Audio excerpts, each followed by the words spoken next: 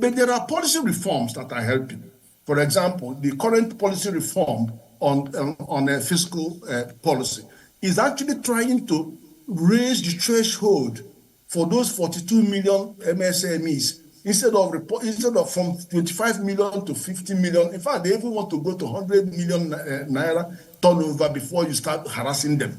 What you are doing with that policy is that you are leaving more disposable income to those people so that they can employ more jobs, they can create more, reinvest.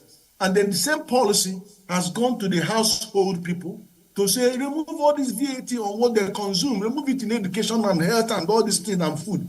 You are now trying to make the people who get little money, 70,000 naira a month and all that, hold more money in their hand, which means more disposable income, and they can buy more things, increase aggregate output, aggregate consumption.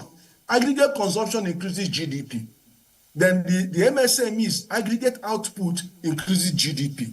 So we can see how policy reform is going to move the entire base upwards. So that is possible. So I've given you 4 things that are working in tandem. But you also have other ones. There are many other ones. You have to cut your coat according to your size, which is the area that he talks about governance.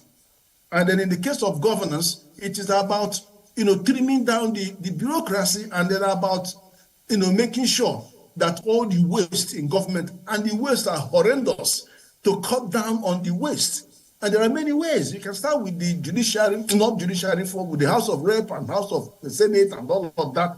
But at the end of the day, there are mammoth waste in the bureaucracy that could do well in refocusing our efforts to ensure that. But above all of this is energy. You can't industrialize without energy. There's nothing you can do. You can't enjoy your life without energy.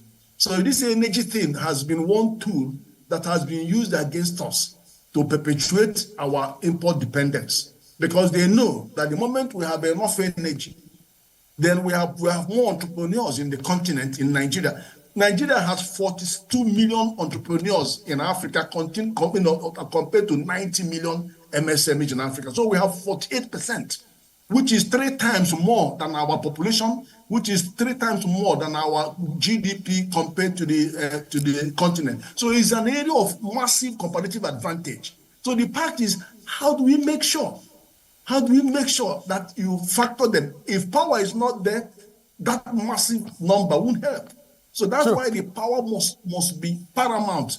And the opportunity we have now to invest on gas, energy, all this other energy, and solar and all of that, remove all these tax from these things so that people can feel free to invest in them. You may have 3 houses, one in your village, one in Abuja here where you are playing, and one in the capital of your state. But you cannot sleep in the 3 of them at any one time. So if you have solar in all the 3, so solar will be earning you money in the 2 where you are not sleeping. So let's have power to the mass markets so that people can invest in them.